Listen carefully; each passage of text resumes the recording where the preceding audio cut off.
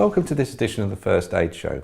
In this edition, what we're going to do is we're going to look at the subject of consent and implied consent. It's vital to have the person's consent if you're dealing with a first aid emergency. Consent is when someone would give you their permission to help them. Now, if you're asking someone, I'm a first aider, may I help you? And they say yes, then that's fine, you have their consent. And this is very important because otherwise you're going to be administering first aid and they may not want you to help them. So it's vital that you do always ask them the exact question. Now, what you actually say will vary. It doesn't matter. You can say formal words like, I'm a first aider, may I help you? Or you can have other ways of wording it.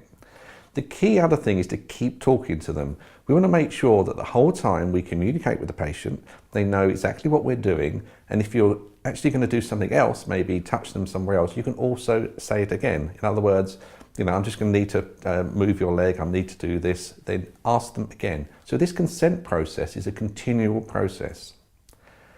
If they become unconscious, then you need to ask them again. And there's a thing called implied consent.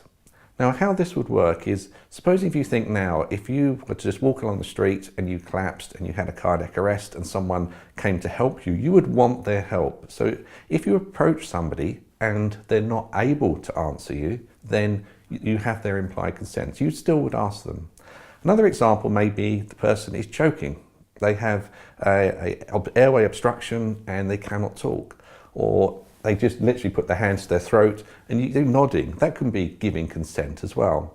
Even to the point where someone puts their hand out for you to help them, this can be implied consent. If this person is unconscious and then they come round, we'll ask them again. Tell them who you are, make sure you have their consent to help them. They may be confused, so it's very important to exactly tell them what's what and again get their consent again.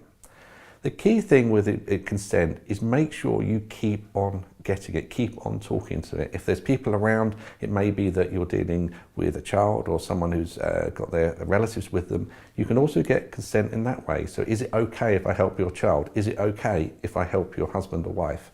So consent and implied consent are very important within first aid.